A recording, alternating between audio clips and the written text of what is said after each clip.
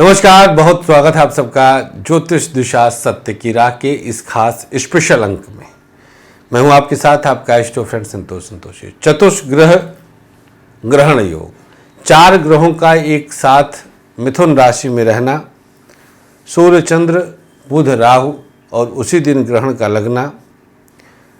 जब ग्रहण लगेगा उस दौरान लगभग सिंह लग्न का रहेगा उदय, और यह संकेत चंद्रमा मृगशिरा नक्षत्र चतुर्थ चरण में होगा। चंद्रमा के आधार पर ही आप लोगों के फलों का अंश निकलता है। हमने बताया 21 जून के ग्रहण के बारे में कि किन किन को इस ग्रहण के विशेष कष्ट मिल सकते हैं। हमने राशिगत तरीके से भी बताया ग्रहण के विषय में। आज हम बताएंगे कि राहु का रोल ग्रहण के आधार पर कैसे होता है और जो ग्रहण भारत में नहीं दिखते क्या वो भी असर डालते हैं। कुछ विशेष तर्कों के साथ हम इस कार्यक्रम में हैं। ग्रहण को सकारात्मक रूप से कैसे कैश किया जाए, यह जानकारी भी हम आज आपको देंगे।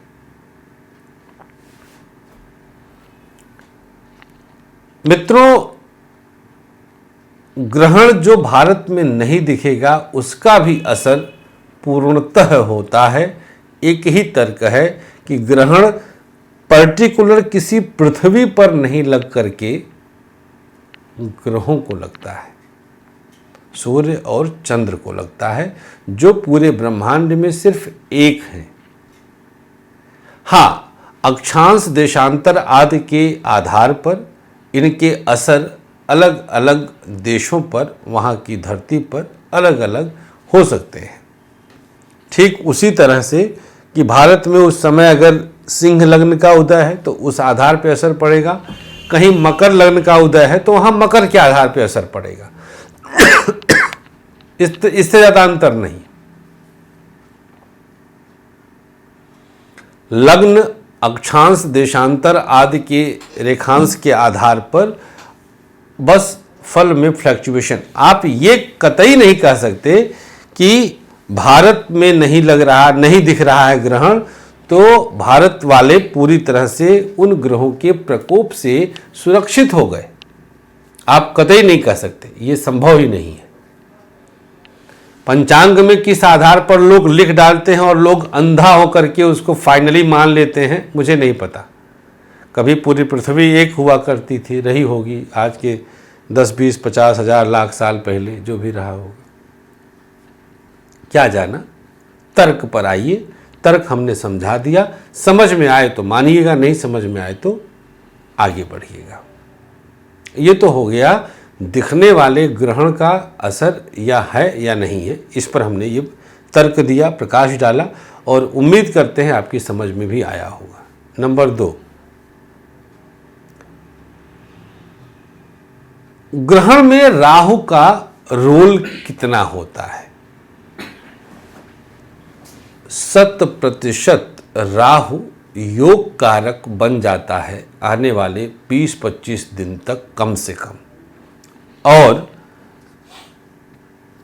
जिनकी कुंडली में राहु की दशा अंतर प्रत्यंतर चल रहा होगा उनके लिए ग्रहण और ज़्यादा कष्टप्रद होता है और ज़्यादा दुखदाई होता है।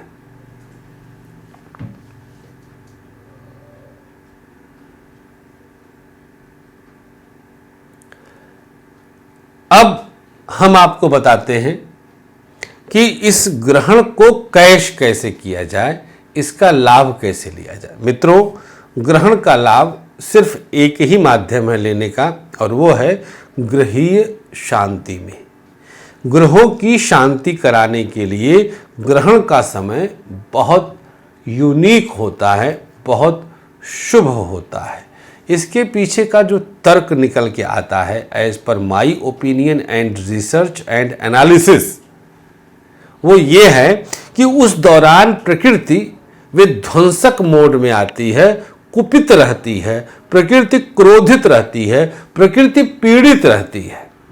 और प्रकृति को पुष्टि देने का सिर्फ 2 ही माध्यम है, वो है यज्ञ हवन। यज्ञ हवन, यज्ञ हवन तब करते हैं जब हम मंत्र जाप करते हैं।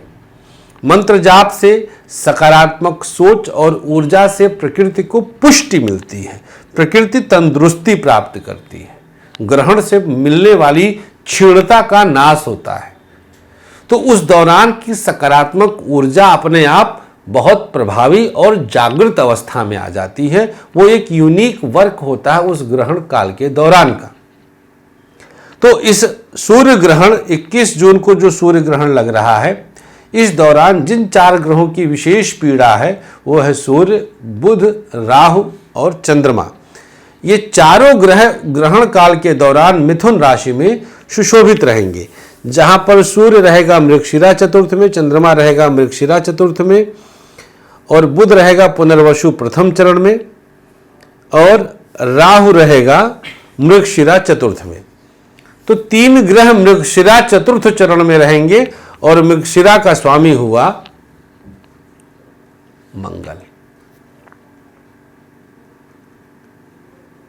और वर्तमान में उस समय मंगल मीनस्थ हो चुके होंगे, मीन राशि में परम मित्र राशि में आ जाएंगे, जहां से ये बैकअप पे रहेंगे। मतलब उन तीनों ग्रहों को नियंत्रण करने की स्थिति में रहेंगे, क्योंकि नक्षत्रनाथ मंगल ही है। मंगल अग्नि के कारक है, अग्नि के नैसर्गिक कारकत्व में है। इन तीनों से जो भी दिक्कत आएगी वो क्रोधावेश में होगी, क्रोध के कारण होगी। तो मिथुन वालों के लिए खास तौर पर गुस्से पर बहुत काबू रखने की आवश्यकता रहेगा इस दौरान, ग्रहण के दौरान। जितने भी लोगों की राहु की दशा हो, सूर्य हो, चंद्र हो, बुध हो, हमारे इस ग्रहण के दौरान कराए जा रहे दिव्य चतुष्ग्रहीय शांति यज्ञ का हिस्सा बनने का मौका है। चतुष्ग्रहीय शांति यज्ञ, जिसमें हम चारों ग्रहों का मांत्रिक जाप 17 को शुरू करवा देंगे, जो कि 21 तक कंटिन्यू चलेगा। और प्रयास है महज 11 लोगों का इसमें हम बुकिंग लेंगे, प्रयास है। देखते हैं अभी जितने ब्राह्मण इस लॉकडाउन के दौरान जो उपलब्ध हो सक रहे हैं उसके आधार पर।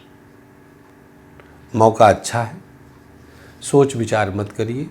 हमारे जितने भी कार्यालय के नंबर्स चल रहे हैं, किसी भी नंबर पर कॉल करें, व्हाट्सएप करें और चतुष्ग्रहीय शांति यज्ञ में हिस्सा लेने का प्रयास करें। बाकी उपाय भी हमने कुछ घरेलू भी दिया है, उसको भी करके आप इस ग्रहण को अपने लिए सकारात्मक बना सकते हैं। बहुत बहुत शुक्रिया, थैंक यू सो मच इस प्यार के लिए।